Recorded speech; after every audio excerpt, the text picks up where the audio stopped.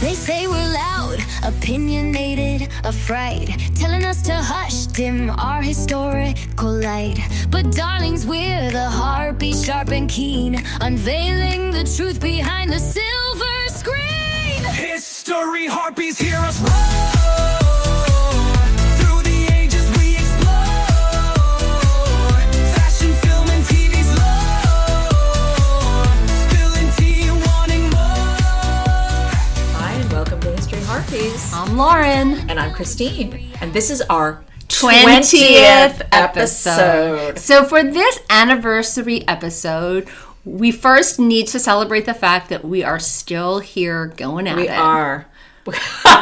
We are like the faith militant. We are the faith militant in Game of Thrones. Yeah, that we're I guess. still, You just can't get rid of us. You can't. And we are, I have to say, of course, we are slowing down a little bit. We have to acknowledge that because both Lauren and I have been extremely busy lately. It's quote, that time in the semester. It is that time in the semester. But nevertheless, our spirit is willing. We are still pushing on throughout all the metaphors that you want to, Lauren, but we are still... And we're persisting. We are. We are persisting. And we're consuming pop culture regularly, voraciously, even if we aren't on the pod talking about it as much. Yes. No one should think that the levels of pop culture consumption have gone down at all. No, because they really haven't. And the crap we will talk about today will testify that we are really watching it all. That's not true. all of it is crap, but some of it is crap. We are committed. So when Lauren and I were talking about what we would do for our year anniversary, we're going to kind of cycle around a couple of things. And one of those is friend groups. Yes. We settled on friend groups, and we were going for a while to talk about the Midwest. We're not quite doing that, although we will be talking about Ohio and Michigan, right, in some ways, but also universities and kind of a hodgepodge, friend groups, universities, reunions, bringing people together. And one thing that I do want to point out, Lauren, before we start talking about our text for this week is I, and perhaps you as well, we both have started watching Rooster on HBO. Yes. Yet another show set in academia. Absolutely. And perhaps we will revisit that. We've talked about academia before. We'll talk about it a little bit today. But I think that maybe at some point we're going to have to talk about that show because already the number of things that have gone awry in its vision of academia, Lauren. And perhaps we'll talk about Vladimir. Maybe. I only did one episode of Vladimir and I kind of stopped and moved on to some other things. I did as well. Although I did watch this movie called Threesome, which is, did you watch it? I did not. And let me tell you, filth. It sounds like filth. No, Lauren. It's really good. Okay. And it's really good. It's actually really smart and sweet, and even the title might throw it off. It is about a man who impregnates both women that he has a threesome with. That is impressive. And the journey that follows. I admire. But it's really, a lot. it's really, really sweet, and it's like an indie movie that isn't at all what you think it's going to be. Okay, do they form a polyamorous collective? That's what I need to know. They do not. Oh, they do not, because he is for real in love with one of them. Oh. And it's really about what happens to that relationship when they find out that the third party is with child. So there was no birth control involved in this threesome? Well, I have to watch? I have to watch. You kind of do have to watch. Okay. Because the birth control goes awry, let's just say. And you don't see the three. It really is about this relationship and something that tears them apart. Okay. But not the actual threesome itself. Oh, the pregnancy is what tears the pregnancy of the third party. I will put this on my list. Put it on your list. My long list. Put it on your list. So Lauren and I thought that we would start by talking about something that is kind of trash, but also kind of fantastic. Oh, yeah. And that is the reality show Love is Blind, which is on Netflix. It's a good one. It is. And it's been on for several seasons now. And for those of you who have not seen it, the conceit is that singles have conversations in little pods where they cannot see each other. So they have these quote unquote dates in the pods where they have, again, conversation with a wall in between them. They kind of sit on couches, and then they get engaged before leaving the pod. So they get engaged without ever having seen each other. There then is a big reveal when they finally do see each other. They go to some fabulous resort. They live together for a month or so, a few weeks, and then they have to decide whether to marry each other or not. Separate forever. Or separate forever. And whether or not love is in fact blind. Is love blind, Lauren? Yeah. That is the question at the altar. Now, everyone has to go to the altar, although there have been some tweaks over the seasons. Yes. But everyone has to go through this excruciating process, regardless of whether or not they even like each other. They have to pick out a wedding dress, they have to meet families, they have to live together, and up until recently, they did have to show up for the wedding. Yes. And one of the things that has really amped up, I think, in the past couple of seasons, which is one of the things we wanted to talk about, is there's been more and more a sense of the couples knowing each other. Right. So there's very much the idea that all of the women who are living in one space during the pods, they all become super tight. The men who are living in their own part, they become super tight. And more on the show, there are events with all of the couples, and traditionally it's been 6 couples that have been, but this season, because one couple, Christine and Vic, were so popular and lovable that they followed a 7th.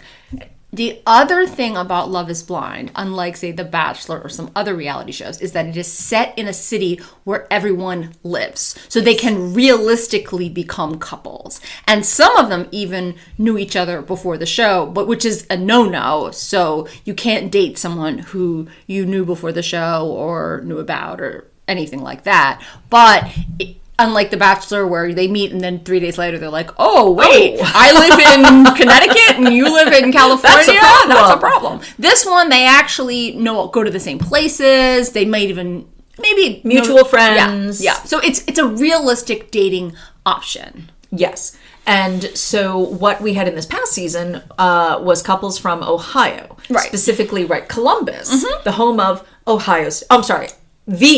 Ohio State University. I don't know the theme song. Neither do I. But it also is a do Penn State rival. So of course. Big Ten. Yes, Big Ten rival. Right. And so one of the contestants, and this is really strange because, of course, we academics don't do things like this. No. One of the contestants was, in fact, a professor at Ohio State in public policy. Yes, who was just so lovable. So sweet. So good looking. Yes. And he was just so great. He was like a regular mensch.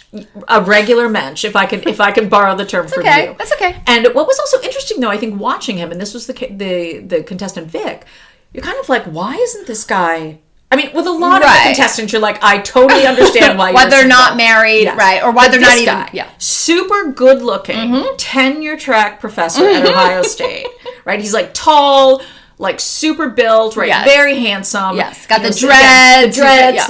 Great all of it. Look, in terms of his clothes, smart. right? Didn't look like a scrub. Right. So very smart, and again, very sort of gentle, and just seemed like a really nice guy. And you're like, why is this guy single? Why? Maybe it was part of his tenure package. Go on the show. Go on the show. Yeah. Why don't we do that? Why? Our tenure and promotion package can be, and you get to go on Love is Blind.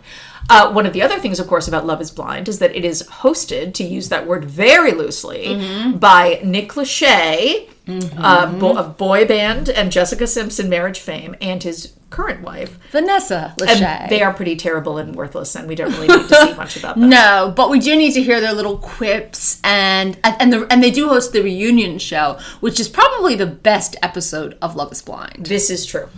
So in this past season, again, we have the same kind of trend that there are a lot of events with all of the people. And of course, one of the things that complicates the friend group idea of Love is Blind is that all of these people in the pods dated each other. And so with all of these kind of friend group events that we have on the show, very often it's the first time that someone sees in person someone that he or she dated but didn't end up with. Or may have thought about proposing to. I mean, in some of these situations, you have a person who's debating between two people and really has feelings for both of them and goes in one direction and then sees the other one. Yes, and then it's like, sort of shit. Like, uh-oh, like I picked the ugly one or whatever. And sometimes says that quite explicitly. Yes. And in fact, in his past season, there was Chris, right, who was not shy about saying, oh shit, I picked the ugly one. Which is crazy. I'm sorry, the fat and ugly one. Well, that was pretty much how so insane because she was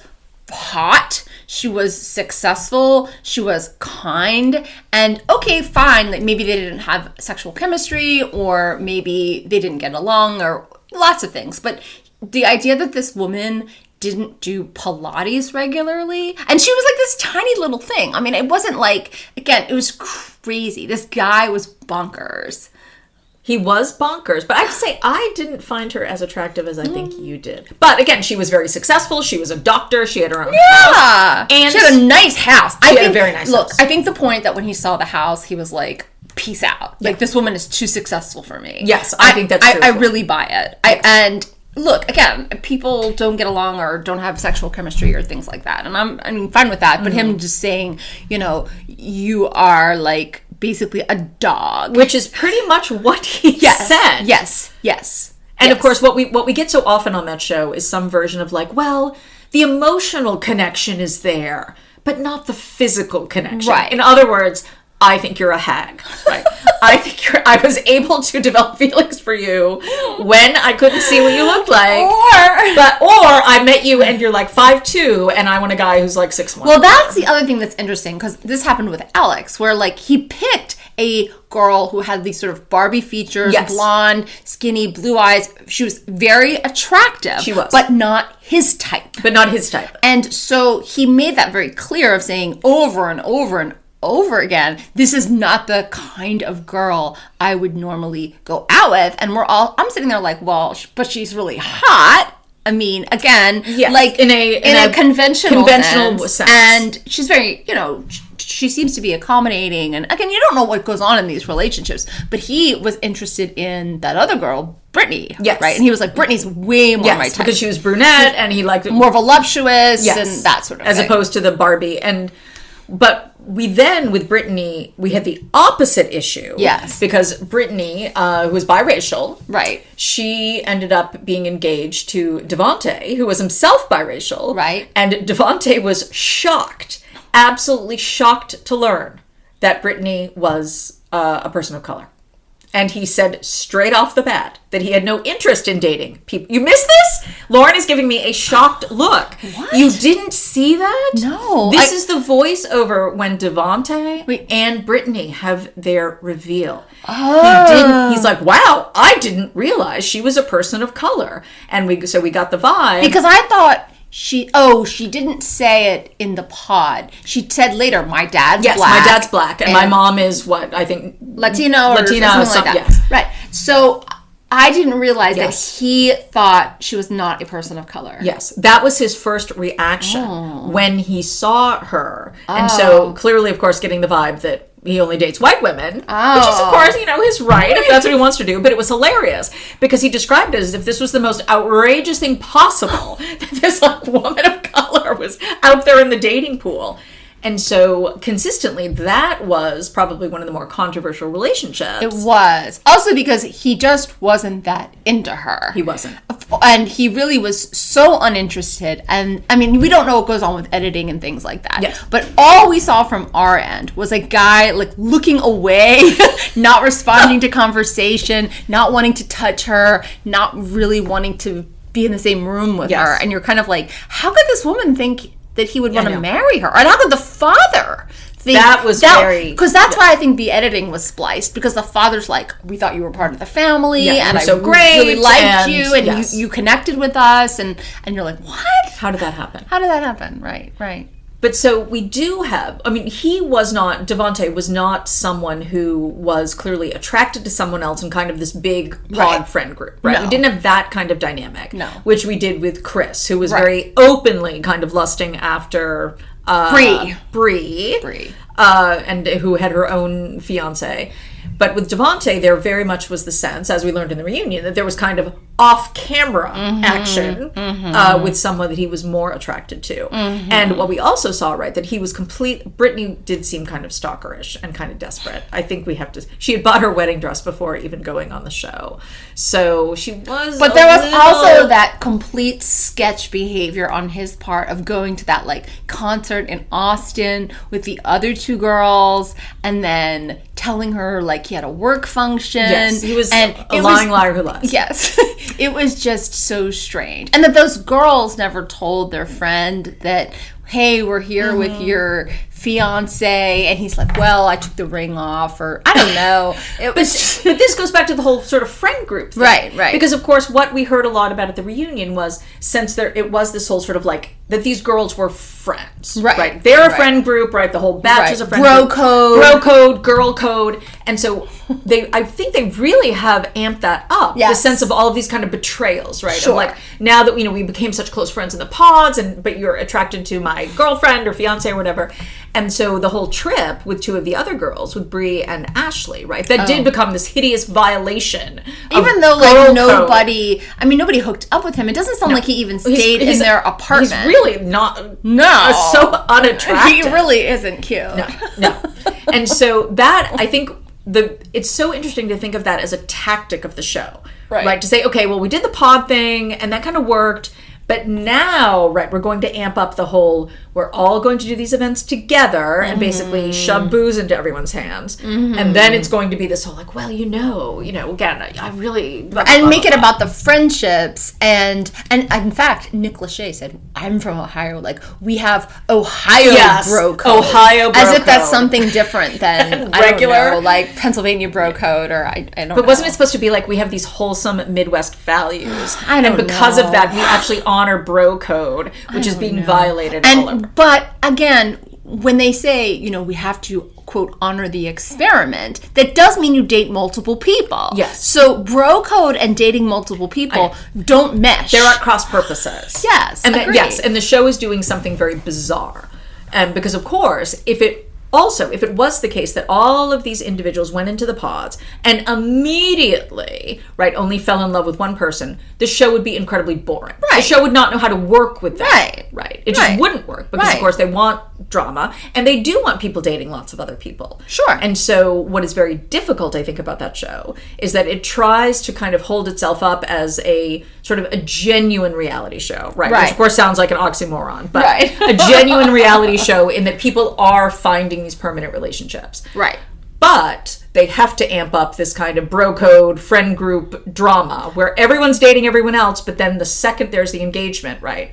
All of these other attractions don't even exist anymore. Those people are going to come to your wedding. Those people are going to be at your bachelorette party. Yes. You have no other world. You have no other world. You have no other We're shopping friends, for wedding dresses together and tuxedos. And you live in your real hometown at your real house. So what's interesting is that, like, while there are some scenes with their real friends and their real family, the focus is on the other contestants who they just met like 6 weeks ago. But nevertheless, we do hear all the time, right? These girls are my best friends, and vice versa. Because we went through the same thing. Yes, but it's like, well, what kind of friendships did you have before 2 months ago that these people that you just met are your best friends?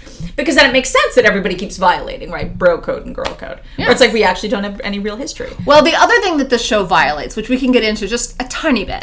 Okay, so when the show first started, they had to go through the choreography of the entire thing. And yes, you would never see the person again. Now, people can just agree to date. They can, they bring back people from the pods who they didn't pick.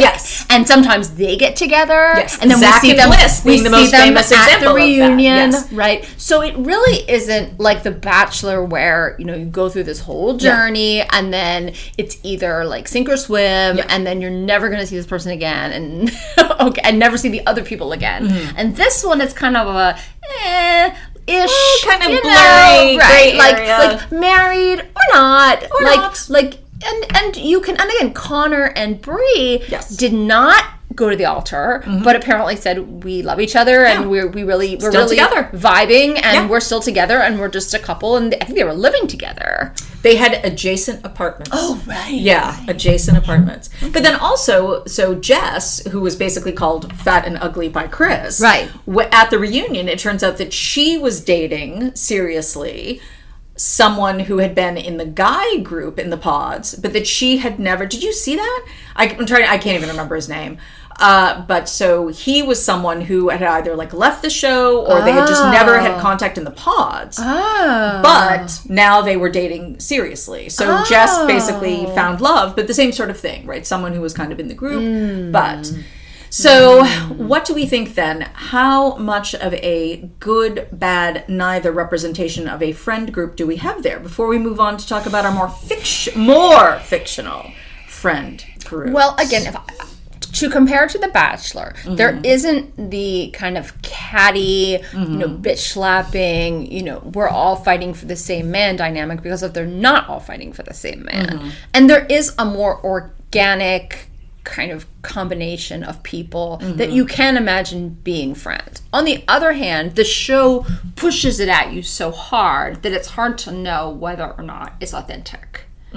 But there are, interestingly, from almost every season, and I'm not really keeping track here, but you're not teaching a class on it. No, but like couples, the reunion, it was like whatever, the 10th reunion anniversary or whatever. Like that. There were all these couples that had gotten married, that have kids, that it's successful. Yes. And at least one couple from every season has actually stayed together or gotten married. Now, Cameron and Lauren from the very first season that's right. are still together. Married. Now, interestingly, this one we had a divorce/annulment because Jordan and Amber actually did get married. What a car crash that was. But then we find out they're no longer married because, so shocker, he wasn't up for parenting somebody else's kid, and why someone with a child would do that show? I mean, she needs to be like, I don't know, have her parental rights taken away from her. It's just like because really of that. mental. It's really mental, and I mean again, not to keep bringing up The Bachelor, which of course was canceled itself because like the person was a domestic abuser, like all kinds of like DV going on there. So this one, when they've had single moms before on The Bachelorette or The Bachelor, they had, I think, one where the Bachelorette had a child. Okay. But I think the child was incorporated into it a lot more, which this was literally like you are not meeting your new stepdad until the day before we get married, which was like so and that awful. kid's look at the wedding. Oh my God. Was so terrible. And then wouldn't you be like, I hope this guy's not a pedophile whum I've known for literally 4 weeks. God. So I know him so well. It's like, here you go. Meet daddy. It was terrible.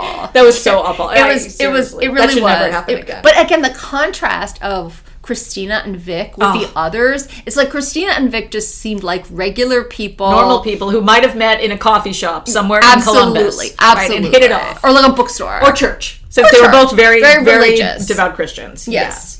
So that at least was a tiny bright spot of sanity. Okay, well, let's talk about another friend group, and perhaps we should talk about The Big Chill, which we brought up in our last pod because we were talking about William Hurt and Lawrence Kasdan and so we were after pod in the after pod. I think we were discussing how much maybe we wanted to rewatch it, and then I read this horrible Oscars list of movies that didn't get the Oscar, which were like pick the worst movies ever. It was unbelievably bad. One of the things that it claimed was that The Big Chill was unwatchable. How could anyone think that? And so I wanted to know, like, okay, maybe the other times I watched it, I found something in it that I didn't find out. I did not find it unwatchable. No. It's still extremely watchable. It's very watchable. And it's perhaps very watchable. is actually more watchable in some ways than it deserves. In terms of what it actually is trying to convey. And it is greater than the sum of its parts. Let's put it that way. I think that that's fair to say. In that, obviously, it has fantastic actors. Yes. Great ensemble. Great chemistry. Great casting. Great casting. And obviously, everybody loved the soundtrack. And certainly when it first came out, 1982, 83, when was that? The soundtrack was on its own a success. Very much so, yeah. Yeah. Although, okay, not to sort of get ahead of ourselves too much, but I always thought, and since you are a historian of American pop culture, which I am not, I always did think that the soundtrack songs didn't work for me in that, right? So they're supposed to be kind of Michigan, anti-Vietnam, protesting, pot smoking, communist hippies. Right. So much of the soundtrack was Motown. Okay, yes. So, and it never really worked. So, okay, you hear something like Tell Him by the Exciters, which is a great, great song, right? A fantastic pop song. And something like that, but it's like, well, okay, it's working for the movie, but literally since the time that film came out, when I was, in like junior high, maybe a freshman in high school, I wanted more, again, kind of like heavy, pot-smoking, like hippie Woodstock Fortunate rock. song. Fortunate song. Fortunate it's something. Right. And I think there's maybe as close as it gets is kind of whiter shade of pale, but I'm trying to think, but so much of it. Well, there's there's the Who. But where do we when she plays, you can't always get what you want. No, that's Rolling Stones. Oh, I'm sorry. Rolling Stones. I'm sorry. Yes, Rolling that's Stones. okay. I'm sorry. I'm taking away your promotion. Oh God, I'm sorry. It's late in the day, and I know. I also and they're both English bands. And I had the Holocaust today. Yes, that's true. Lauren taught the Holocaust, so everything is going to be forgiven her today. So you're right. You're right. But so we have the Rolling Stones, but again, which of course we first hear right at the funeral at the beginning, where Jo Beth Williams' character is playing it on the organ. But again, so much of it, right, is kind of not that. And so I always... It's a very Motown soundtrack. It is. And then it always felt really jarring to me. As much as I love the soundtrack. No, I agree with you. But it just didn't work for me. Well, also dated wise, it doesn't work. It's too the music is too early for the events of the movie. Yes. Which, if they unfolded, like the idea that William Hurt's character gets, something happens to him in Vietnam, and then he's there in the 70s, and this is about people in the early 70s, not in the mid 60s. Exactly. And that's why the soundtrack for me is off. Yes, I completely agree. Motown mid 60s. It doesn't and work. It's not independent, like there's no Marvin Gaye. There's not like... Well, there's... but there's not what's going on. Yes, you're right. There's not there's not that sort of later kind of like civil rights movement later. Yes, I agree. Stagflation kind of 70s soundtrack. And so that, because certainly, we were talking about this before we started. So the film comes out again, 1982. They are supposed to be out of college for 11 years. Maybe more. But I think we hear that at some point. But basically, they're supposed to be kind of in their early 30s, right? And as far as I could tell, and I think they do say something like that at some point. But yes, we've had time enough. And so for anyone who, just in case anyone has never seen The Big Chill. So the setup is that one of the friend group, Alex, has committed suicide off camera before the film starts. And as we talked about before, that was actually Kevin Costner, who was then cut out of the film. So we have then this group of friends who were undergraduates together at the University of Michigan. Again, anti-Vietnam War. They were all communists, whatever. Radical anti-war politics. Again, protesting. Port Huron statement kind of people. Yes. So they all gathered together for this funeral, and of course, the standard idea. They have all taken these particular paths. William Hurt clearly has been was drafted to go to Vietnam, and he is now impotent. Right. Something happened to him. Something happened. Kevin Kline's character, who is on and off with his South Carolina accent. I think we have to agree with that. And the whole thing takes place in South Carolina. Yes, and was filmed in Beaufort. Yes. Was filmed in Beaufort. Yes. So he is actually a very prosperous owner of a chain of athletic shoe stores. Right. He has married one of the other friend group, Glenn Close's character, who is a doctor. Right. Jo Beth Williams' character is an affluent housewife. Her husband is kind of a dud who was not part of the friend group. Right. And Tom Berenger, a very successful actor who is in Hollywood. JT Lancer, a kind of Magnum PI sort of show. Kind of person. Yeah. And then there is also the Jeff Goldblum character, who is this kind of very smarmy writer for People magazine in New York City. And Chloe, but the other one, Meg, who is a lawyer who is on a fertility journey. Yes. This weekend is on a fertility on a 2-day fertility journey. And so certainly what we have in general is this idea of that they have all gone from being these kind of warm and fuzzy kind of members of this sort of friendship collective, and now they have made particular choices in the yuppie 80s. That Meg was a defense lawyer. She now works in corporate law. Right. William Hurt, still he's a drug dealer after doing lots of things. Right. And again, Jeff Goldblum's character, super smarmy, and is always hitting on Chloe, the much younger girlfriend of Alex, the deceased person. And that also, Glenn Close's character had an affair with Alex when she was married, or she still is married to Kevin Kline, but that the two of them had always had this sort of hidden, smoldering love affair, and they finally consummated that when she was married to Kevin Kline, but they're all such good friends that they kind of just went with it. But there's still a kind of lingering resentment and obviously feelings that Glenn Close still has for Alex, and she's very, very upset throughout the film about his death. I mean, they all are, but she you can tell, had a very, very special connection to him. Yes, and that he had been living on one of their properties. Right. And with his girlfriend, Chloe. And so we have very much the sense that this friend group, they had all of these various kind of intertwined romantic and sexual connections. So Meg had slept with Michael at some point. To me, the relationship that doesn't get the press and attention it really needs to, narratively, is that we are told very specifically a couple of times that Karen, the Jo Beth Williams character, that she and Nick had been in a relationship in college. And there's almost no interaction. We don't even realize that they know each other. No. It's, to me, that is just the weirdest choice. When so much of the film, depends upon the kind of ghosts of these relationships. But also that we know that Sam, the Tom Berenger character, has lusted after her and always had a thing for her, but she was with Nick. Yes. And that just doesn't... Again, the two of them don't even have any, eye contact. No. It's very... Throughout, the entire... And it's very something where, was a scene cut out. Right. There's that one exchange where she says to him, what happened to you? Right. Basically. But that's it. I know. And there's no reason to think that they have had any kind of relationship. I know. And it makes absolutely no sense. So we have then a friend group. Well, is it a friend group? And that, to me, is actually the most interesting. Not the kind of 60s radicals who then become yuppies in the 80s. That to me is kind of boring, right? It's the whole classic, deadhead sticker on a Cadillac thing. I don't care.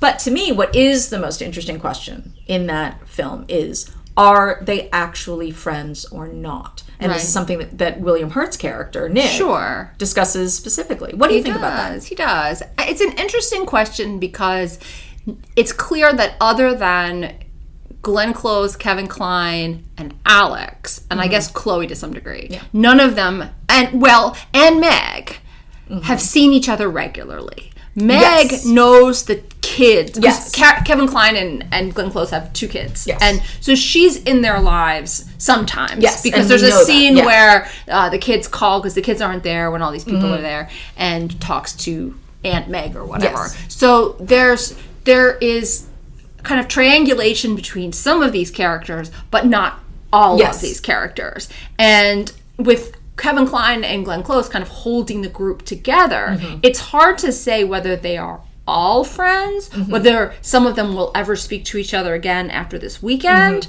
We know that Meg is likely to speak to Kevin Kline and Glenn Close. One way or the other. Yeah, one way or the other. Now, again, another sort of subplot of this film is that, again, Meg is on this fertility journey and pretty much asks every guy who's there to impregnate her. And I guess as sort of a peace offering or some kind of compromise. Resolving guilt, whatever. Glenn Close offers up her husband, Kevin Kline, to impregnate her, I guess because she cheated on him, and so, he can cheat on her, but also this is her very close friend, and she knows she'd be a good mom, and all things like that. So, I think we don't know whether she'll be pregnant or not. And that sexiness is so cringe that it's the worst sex scene perhaps it really in film is history. One of the worst. It's the sort of thing where you want it to be. You want it to be not what it is, and that it's kind of okay, so you want it either to be super chaste, I'm not going to kid, just again, thrust, or just off screen, or I would say, actually it'd be interesting if it were super passionate. Yes. But it's the worst of all possible worlds in that they're kind of giving each other these little, pecks while they're sort of looking at each other. And it's like, it just looks so gross. It's so and the light is on. Awkward. Right? It's like blazing light. And she has that nightgown. Oh, it's awful. I mean, it's so awful. The whole thing, it should have been off screen. There's no reason for us to see that. Well, the only argument in favor, I agree with you in that it's so unpleasant to watch. Again, it was just like, the little pecs just moved. Oh, God, it's so disgusting. But, of course, one of the reasons why we have to see it is because it's contrasting to Karen and Sam having down and dirty, literally dirty in the dirt, like rutting, basically. You know, this kind of passion that is bursting out. And so this thing that has never happened before, and that, again, this idea that lust is bursting out. But also the other contrast, right, is when Chloe takes Nick down to her apartment, even though she realizes and knows that he can't do anything sexually. And so she basically is, in effect, even though she's been talking about having sex with Alex, right, she said, right, you know, the whole went out with a bang and not with a whimper. She is committing herself to basically a sexless relationship with this man. Although it is interesting now that I'm like thinking in kind of a woke mindset, it is a penetration modeled discussion of sex. The idea that William Hurt cannot do anything, but we don't know, right? We don't know.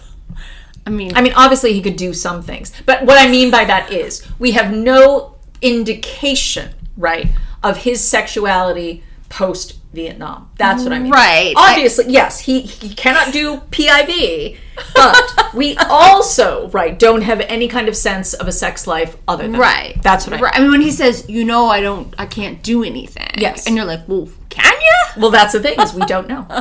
I'm always curious about that. But I think... not always, but in watching the film, I'm always like, what does he mean exactly? Well, I thought he meant that, yes, I mean, obviously he could... Sure. Like, you know, he has a mouth, right? Right. But... I mean, my understanding of that, right, is just that basically he might have a technically working penis, but he is permanently impotent. That he's bad, right? But he can do other things. But right, okay. No, but I mean, I take your point. But I think what is important is that we have to understand, right, that again, after talking about the whole, like, you know, Alex and I made love the night before he died, and it was fantastic, right, and that she is open, and because we know that she had called into his radio show when she was an adolescent talking about how she was masturbating. Right.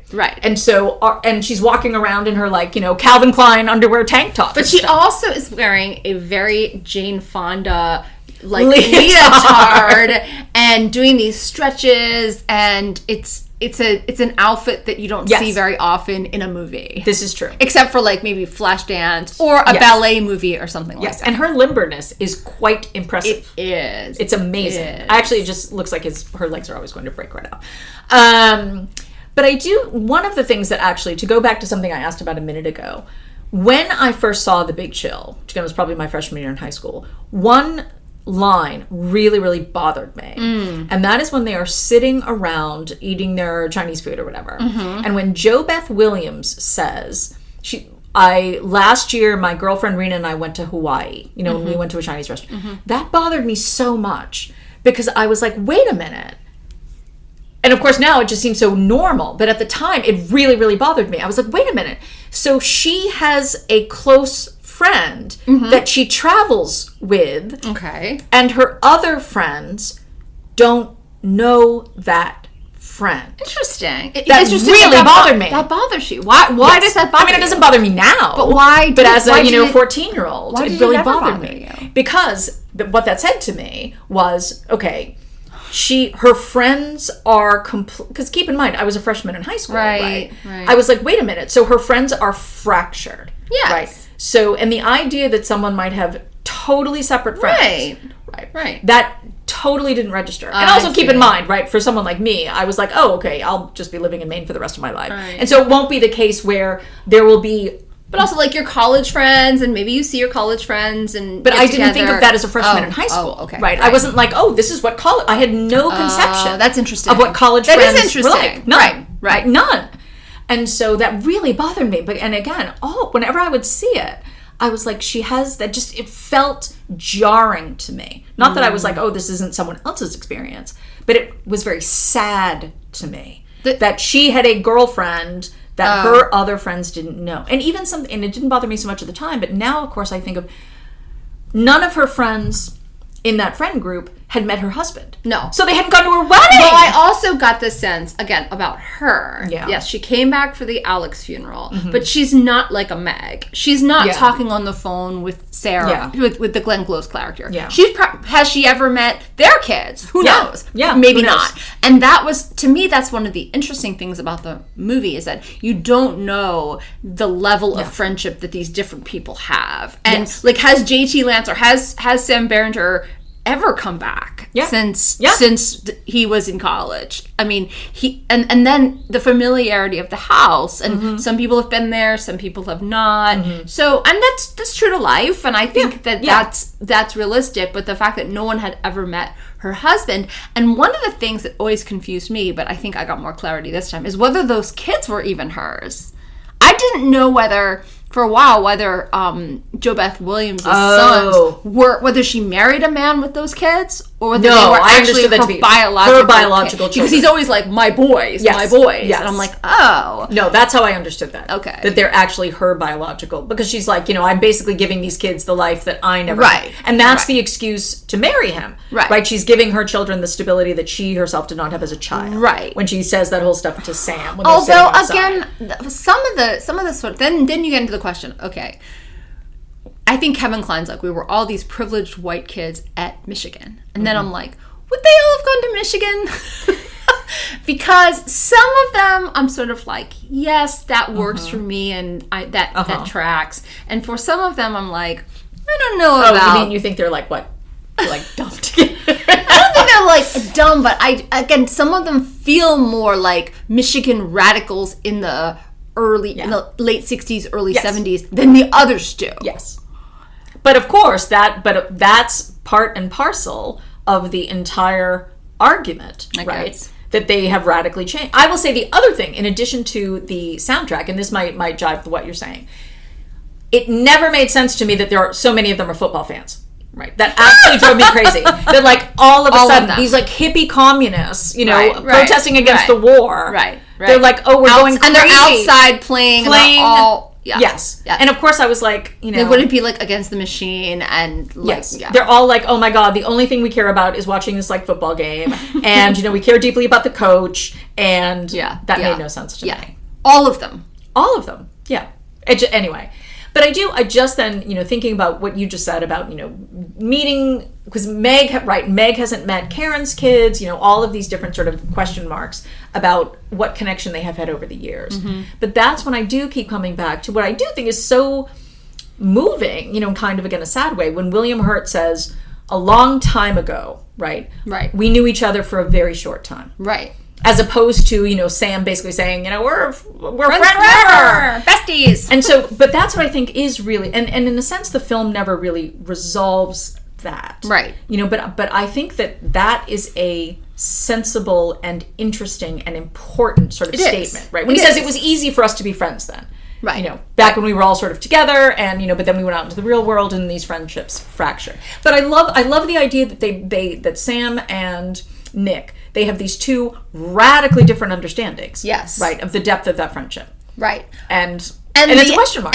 But the question mark that isn't is at the end of the film, when Nick decides to stay back with Chloe and fix up the house and stay with Kevin Kline and Glenn Close, that will be more than just a passing friendship. That they will have a more substantive friendship. Yes. You are right. So I think part of the film is questioning the past and the kind of depth of the friendships, but also the possibility for new ones and renewal. Yes. And maybe with Meg and her baby, maybe with we'll Nick, see how that works and out. we'll see Nick fixing up the farmhouse with Chloe. We'll see some of them. We know we're never going to see them again. Yeah. And some of them, who knows? Yeah. Although it certainly does end, right, in this optimistic note of kind of the refreshment of the friendships, right? Like, we will go visit each other, right? We will sort of see. Who knows? Although when Karen says to Sam, oh, can you get us some tickets to, like, come into... I mean, I think that's the end for them, to me. I don't think that he's calling her for like a booty call, like a cross-country booty call anytime soon. That's something else that never really worked for me. I'm like, why does she go back to her husband? I don't think that's really ever explained particularly well. It isn't. At all. It doesn't mean she has to, because obviously he rejects her. Yes. Right? Yes. And with the whole sort of boredom thing. But it's never really kind of made sense. So she's like, I'm leaving him. They have hot sex in the dirt. And then she's like, I'm going back to my husband. Right. So maybe Sam was just bad at it. Maybe he was just bad at it. Who knows? But I do think that's something that I wanted to sort of see more of. Right. And I will say, I did not appreciate, having seen this movie a million times, Jeff Goldblum is just fantastic in this. He's so good. I think he is he's good. So He's very, very good. And they all are. But it's when we think that there wasn't a casting director Oscar back in the day, this would have been a movie to get one. Yes. Because again, like you said, the movie itself isn't necessarily a great movie, but there are so many great things about it. Yes. And not much goes on. Not much goes. And I will say, it's very well known that this was kind of a theft of a movie called Return of the Secaucus 7 by John Sayles. And I've never seen the entirety of that film, but I've watched like a little tiny bit of it. And The Big Chill is a much better film. Right? It's not this kind of indie that was made for, $200 or whatever. And that's what I think is really, but it's compelling, right? Even though nothing really happens. Nothing happens. Right. But there's just something about it that is... Yeah. And again, it's vibes. Yes, it is vibes. Yes, it is vibes. But I don't think vibes that anyone who's our age or not older would understand. Yes, I concur. Nobody would like it who's young. I absolutely concur. Well, and speaking of, again, people who are, advanced in their life at a particular age, let's talk about our last friend group of the time. If we have to. We have to. Okay. And that is, Lauren and I also for this week watched St. Elmo's Fire. I didn't have to watch it because I've seen it so many times that there's just no need. I had to rewatch There's no need for me to rewatch. I had to rewatch it. I probably watch it every week. My God. Yeah, it's the best. You know what? I had forgotten that I just absolutely hate it. Not absolutely hate it. Let me amend that. Okay, Lauren is again looking at me with a horrified look. Let me amend that. Okay. So, of course, as maybe our listeners know or not know, St. Elmo's Fire, which came out, 1986, 1985, thereabouts, it was known as the Little Chill when it came out because it was so similar. A friend group, in this case, who had gone to Georgetown, very recently graduated, right? This is their first year out. Right. Again, a kind of mix of romantic and sexual sort of dynamics. In the friend group, we have, 3 women and 4 men. Right. And obviously lots of different sort of stereotypes. But they are all together. They are all still in the friend group. Yes. Some of them are living together as roommates. Yes. Some of them are living together romantically. So it isn't, the time has not really has not passed. They still go to the same college bar, St. Elmo's, that they went to as undergraduates. And so I think that... so they're 22. Right. Not all of them look 22. No. Of course, something else that was striking about St. Elmo's Fire is that there was significant casting overlap. Yes. With, say, both The Breakfast Club and Pretty in Pink, leading to the Brat Pack. Although some non-Brat Packers. Some non-Brat, including Demi Moore, who was never really part of the Brat Pack. And Mayor Winningham also. Mayor Winningham. Okay. Which is, again, the oddest choice of the movie. Mayor Winningham cast as a Jewish girl. Jewish daughter. An overweight Jewish girl. And you're like, how did this even... How? She's supposed to be overweight and Jewish. It's... how? But in love with Rob Lowe, and Rob Lowe kind of into her. Yes. There are so many oddities about the Mayor Winningham character, but let's proceed. Let's proceed. Okay. So we have what I really reacted against this time around. Okay. I never react against anything. It has been a long time since I just love it so much. I've also seen it so many times. I just love it so much. Okay. So what is the Kirby character, Emilio Estevez's character?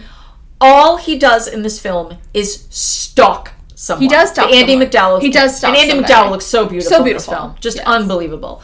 There is nothing else to his character other than he is a stalker. He is a sounding board for Andrew McCarthy. They do talk about this and that. Occasionally, when he's not stalking. But he has many iterations of his stalking, which are funny. At least to me. I mean, he has to be the doctor, he has to be the lawyer, he has to be the entrepreneur. He, again, I'm not saying it's the richest Oscar-deserving character ever. I guess I am willing to have these kind of, to me, it's sort of like a Sex in the storyline where like somebody got shafted on their storyline of the week, and he kind of got shafted on the storyline of the movie. He definitely did. Okay. I concur. But again, I can put the Curbo aside. All right? I'll put the Curbo aside. Also, because the other ones are so good. The other ones are so Okay, I'm going to tell you my other big complaint this time around. Oh, no. Okay. If you tell me that Rob Lowe isn't like... Rob Lowe's beautiful. Okay, thank you. He's just so beautiful. Thank you. Yes, he is. I will. He's beautiful now. He was beautiful then. Right. Yeah. Always beautiful. But the opposite of that, Ali Sheedy, Mare Winningham, right? Whoever was the costume designer and the stylist. Well, and their hair. Awful. So the entire time, right? Ali Sheedy is it's the worst example of 80s. It's really bad Laura Ashley is what it is. Super bad. Yeah. So she's always wearing the kind of like black cardigan or jacket with like the lace collar, right? We basically see her wearing that twice. It's the pretty long skirt. It's pretty buttoned up. Right. So super covered up, and she has that terrible 1980s, right, sort of boy cut with like the feather bag. But in the plain. 80s we liked it. In the 80s, somebody had it, is what I'm saying. Lots of people had it. A lot of people had the Ali Sheedy. But it didn't look good. No, but a lot of people in the 80s had the Ali Sheedy and went for it. I know. In fact, did I tell you that at one of my high school reunions, someone in my class actually came up to me and said, "Oh, hi, Christine, I'm so-and-so." She's like, "You probably don't recognize me because I had that terrible boy's haircut when we were in high school." I was like, well, that. Yeah. I didn't have it. I just want that point. No, I didn't either, but I definitely knew people who did. I did, yes. And I would say 70% probably of my high school class. So that was a thing back then. And but that's what's so... That's the sort of thing where I'm like, okay, when we saw this, right, 85, 86, I'm like, did they look pretty? Yes. Because again, but Mare Winningham, it's sort of like... but she's supposed Mare Winningham and plain Mare and Winningham overweight. was always... She was... The character is written as frumpy and overweight and unattractive, especially compared to the other women. Yeah. And we all saw her that way when we saw the movie. But I even think that, again, I mean, Ali Sheedy looks plain, right? But of course, Demi Moore looks gorgeous. Bombshell. She's a bombshell. Unbelievable. Yes. Right? She just looks... Yes. But even, again, in terms of the styling, right? She also is able to be styled in a way that is very typical 80s clothes. Yes. But not the frumpy, buttoned up Laura Ashley or kind of LLB. No, but she's also supposed to be a huge contrast with those two. Yes. She's supposed to be the Rob Lowe of the girls. The Rob Lowe of the girls. Yeah. So then we have, of course, on the other side, Judd Nelson, who playing a totally different character than what he did in Breakfast Club. Right, obviously. Right. Judd Nelson from my hometown of Portland, Maine. Oh, very good. Yes. I didn't know that. And so what we immediately are supposed to understand that he's kind of a jerk because even though he's a Democrat, he goes to work for a Republican senator. And we know he's a philanderer. And you can really see that, right, as sort of a kind of like AIDS in the Culture movie, right? When he does it with a sales girl standing up in a dressing room. And again, it's like that probably, I don't know. Right. I'm not sure we would have gotten that 5 years later. Mm-hmm, so, and then we have, again, Curbo the Stalker. Can I just say one more thing about Curbo the Stalker? When he basically drives up, after having crashed a party, and then later drives up and interrupts her ski trip, and they let him stay the night. Like, would you let a stalker like that stay the night? But here's the thing. I mean, I think we're supposed to read it as sweet, and I guess I do in some demented way. Because she was a freshman. She was a senior when he was a freshman, and he had this huge crush, and he took her to see Annie Hall, and because she was being nice, and she's just a kind-hearted person. She's a doctor. Of course, she has this like boyfriend, this handsome boyfriend, and so she's just being a good Samaritan and having this guy who went to her college who again, was younger, and I'm sure at some point she's like, I was a freshman and I was kind of lost awkward or whatever. Awkward. Yeah. And even though I was gorgeous and looked like Andy McDowell. Correct. Yes. I'm not saying the whole thing links up, but I don't think it was total, like, unsafe behavior for them to have him sleep in the house. Now, giving him the pajamas and all that may have been a bit much. Although I wouldn't have lent him the car if I were Mayor Winningham. See, it wasn't really clear to me if he just, like, stole the car. No. That's something else that I think is kind of unfortunate about the film, and you can argue with me, is that Mayor, this poor, like, boyfriend of Mayor Winningham's, Howie. Where it's like, even she's, like, making fun of him, and I want to say, like, shut the fuck up, bitch, like, because she's just like, oh, well, he's so... Oh, and when she's talking about one of her previous boyfriends, right? Like, oh, would you sleep with so-and-so? Also, it's kind of anti-Semitic. It is! Because, like, all of her boyfriends are Jewish. Yes, and they're these, like, these, like, loser, like, people that you'd never want to have sex with. Yes, and it's said that, like, really explicitly, and so the whole idea is, like, the only hot guys are basically, like, the Goya. I think for her, the only hot guy is Rob Lowe, and I might stand by that. Okay. He is, again, but he is depicted as being 100% the biggest fucking loser. Yes. Right. Absolutely. And we talked before about, like, maybe who got into Michigan and who didn't. How did he get into Georgetown? How did he get into Georgetown? How? There's no, that's the big question. How did Rob Lowe get into Georgetown? And was there ever, and we don't ever get the explanation of where the downfall. Now, here's the only thing I can figure out, because I'm thinking a lot about this over the years. Okay. Yes, I'm sure Football scholarship. We know that he goes back to the fraternity, and he's like, oh, you're going to play football, and he's like, I'd like to do some coaching. Yes. And I'm like, maybe he had some kind of sports scholarship. And now he's just a burnout, and he's a drug addict, and he's a million other things. And obviously got this girl pregnant. Right? And had to get married. Had to get married. Yeah. And so he went there on some kind of athletic scholarship. That's the only thing I can come up with, because there's no indication there was any studying. Yeah. Whereas the other ones, I mean, even to be more, who's like a complete, like, cokehead, and, like, she's screwing her boss, all of it. But you could see her taking these, like, Wharton-esque kind of classes and being somebody that's, like, super into business and then gets a job at a bank, which is what she does. Yeah. Of course, you could see Judd Nelson and what's her name, Ali Sheedy, like, being these, like, political... What is Ali Sheedy's job even? I was like, what does she even do? She's sitting at, like, a drawing table like she's an architect or something? Maybe. But I'm like, you don't become an architect from just, like, going to No, we don't college. ever know what her job is, but...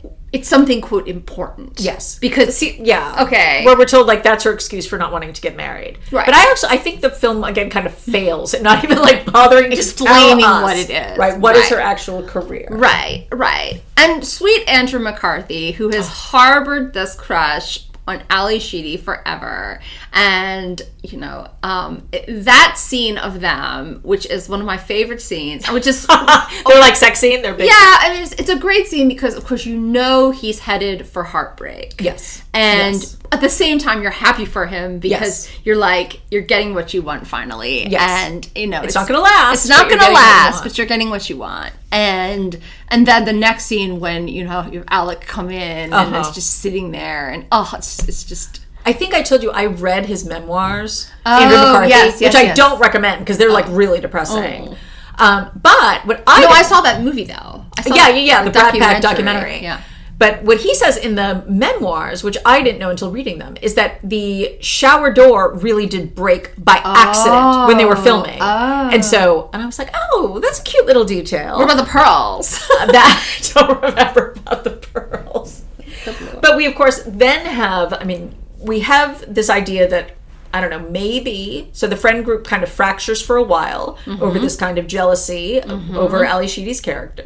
Also fractures because Billy is incredibly awful and rude about potentially, what's her name, Mayor Winningham's character losing her virginity, right? So we do have these fractures. Also, we have everyone trying to save Demi Moore from, like, killing herself. Which I have to say, that is the single least efficient mode of suicide. I'm not trying to be flippant. But sitting in a room and opening your windows is really not, it's not recommended. Right. So, not that but of course, that's something where I think the movie tonally, again, doesn't kind of know what it wants to be, right? Because we have all these kind of like sort of funny moments, again, you know. But then there's like, oh yes, and this character is trying to kill herself because her father hates her and she lost her job and all this other stuff.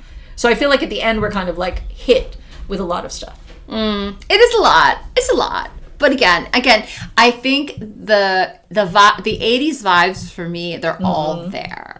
And every one of these storylines, even the stalker one, I'm just there for it. I'm there for it. Look, I love these Brat Pack people so much. I watch them in anything. I mean, I even watch like Young Guns. I mean, I even watch the bad ones. I even watch Wild Horses. Oh my god, that one is so like, oh my god, that movie's so bad. Like, some of them are so bad and so unwatchable. But I even watched that one. Did you watch Weekend at Bernie's? Of course. Which I've never seen. Weekend at Bernie's is terrific. I've never seen it. I mean, that's actually really funny. I mean, Wild Horses were like, what is it? Ali Sheedy is like complete trash. And no, it's Molly Ringwald. Oh, Molly Ringwald. Fresh Horses. Fresh Horses. Yes, it's Molly Ringwald. Molly Ringwald is total trash. Andrew McCarthy is like the, you know, he's the, what's that other character?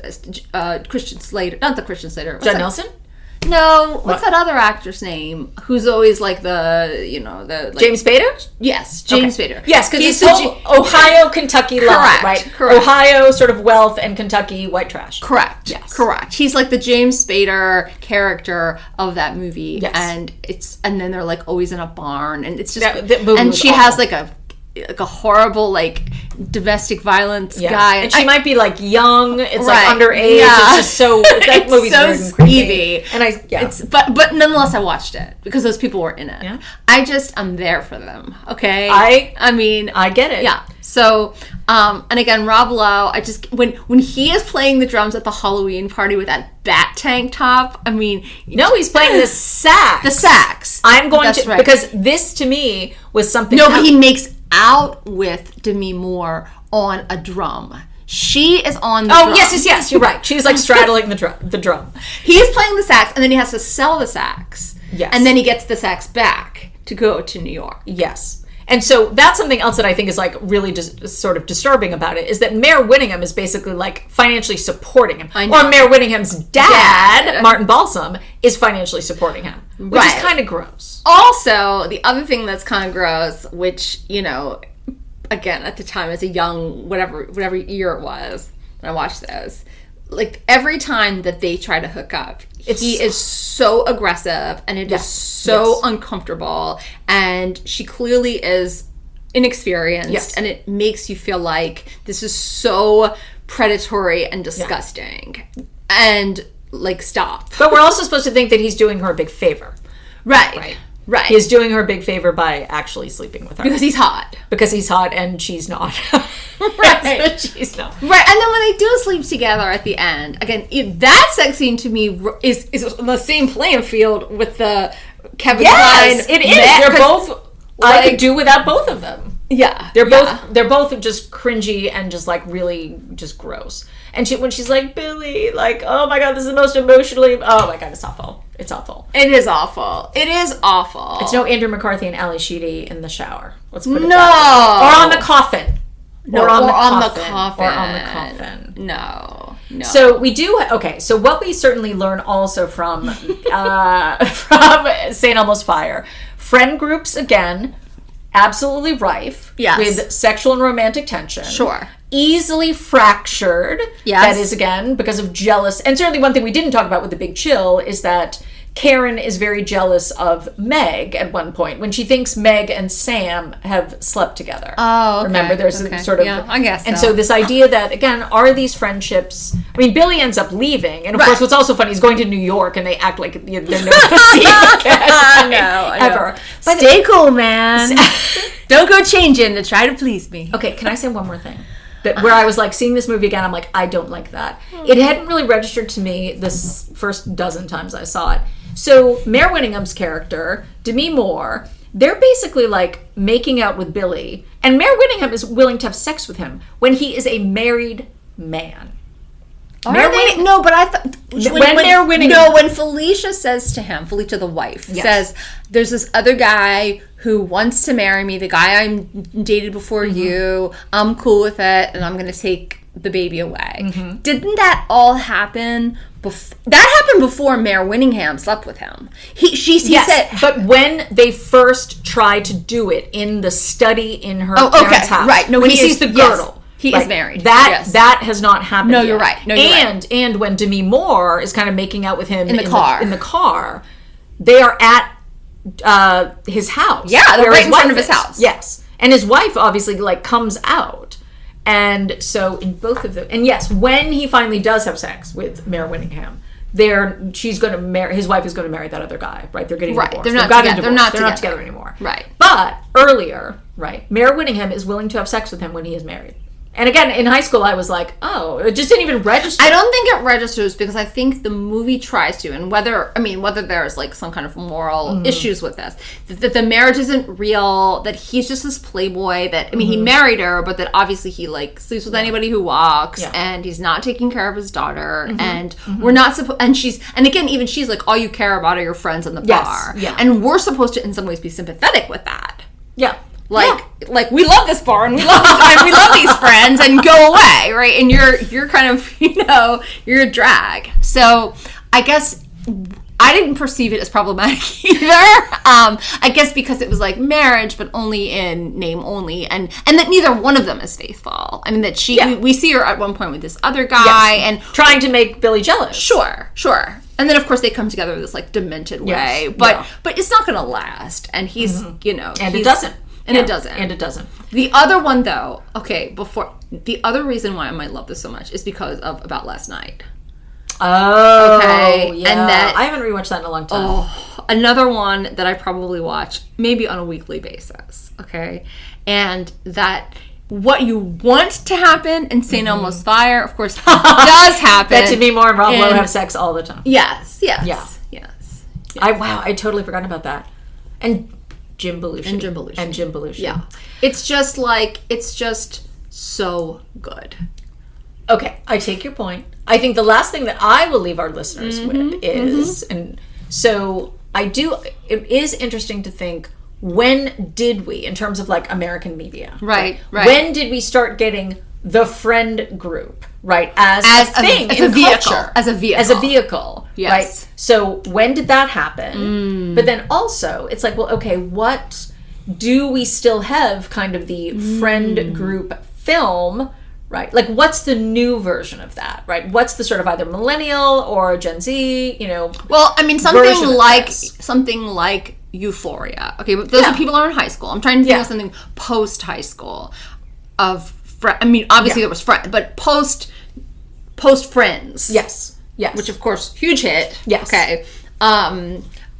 For people who are friends now from a particular moment in their life and have stayed friends together. Yes. And I'm trying to think if anything comes to mind right now, and in part I can't. Well, it does seem like, because like my children are now watching How I Met Your Mother, and I'm like, that's just a ripoff of Friends. And I told them, I'm like, this is just a ripoff of Friends, right? But in that case, right, a couple of, I think, one of the couples, the married couple, and then one of their friends, they were in college together, right? And so there definitely is that, I guess, in terms of TV, but we don't have that same kind of like reflecting on a cohesive sort of friend group.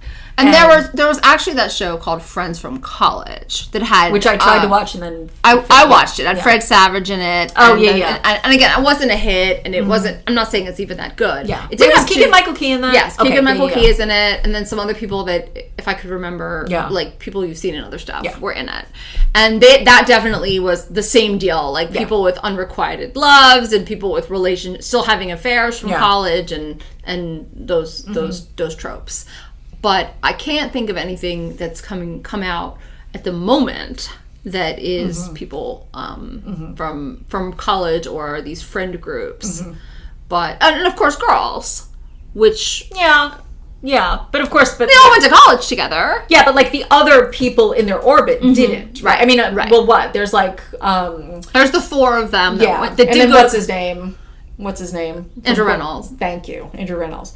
So, yeah. But it is interesting also then on the other side of it to think like it started at maybe it started the Big Chill, right? I'm again trying to think of like earlier. I cannot think of a single, because obviously we talked before about where the boys are. That's what I was But of course, but that's different. That's not the same kind of thing. And they're in the moment. They're in the moment. It isn't them coming back in the moment. later. Yes. Now, there also is the vehicle of a murdered friend and then friends coming to find out who murdered the friend. Yeah. Yeah. So, but this isn't that. This is not that. Okay. Well, I think we're going to have to leave it there, Lauren. Thinking about, again, and I friend feel like, groups. I feel like we did them diligence. I think so, too. I will say, I think I'm okay not watching St. Elmo's Fire again. I hate to tell you this, but I'll watch The Breakfast Club 1,000,000 times over. But I think, because in part, I don't want to see the clothes again. It really is so disturbing to see Mare Whittingham all like bundled up like a teddy bear because they're trying to make her look like a bigger girl, like with all the cardigans and the the big like dirndl skirts and stuff. And also, I think Demi Moore was on drugs the whole time. I think so too. I think that's in that memoir. Yes. Or the book about her or something, that recently came out that she was on drugs the entire time. But looks exquisite. She really does. And also one thing we should mention before we go. Yes. Ron, right, her neighbor. Right. Isn't that David Silver's father? Yes. Yes, excellent call. Yes. I was like, Ron the designer. Ron the decorator. Yes. Yes. Who did the whole Billy Idol like earring thing on the Love wall. it. And of course, like the giant loft, right? That yes. What's his name? Alec and Alice. I was gonna say Allison, like in Breakfast Club, with the whole like Nike ad, sort of very, very dated, right? Or like 1980s apartments. Yeah. I love it. I love it all. I like the neon. I like the Jeep. They're all of it is just great. It's so dated, but I enjoy it. And we leave very much with a sense that they are maturing because they are going to brunch rather than going back to their college bar. Oh my god. Things have changed. Lauren, and they see the new crew. The new crew. They're 22 now. They're old. They're old. Well, I think that's it for us now. And Lauren and we'll have to figure out what we're going to talk about next time. Yeah. And we'll try to be a little bit more regular. We have been very busy, though. I know. We have been, but there's been a lot going on. And but there's a lot of content out there. And so we can give it a think and come back to it. And until then, Harpies out.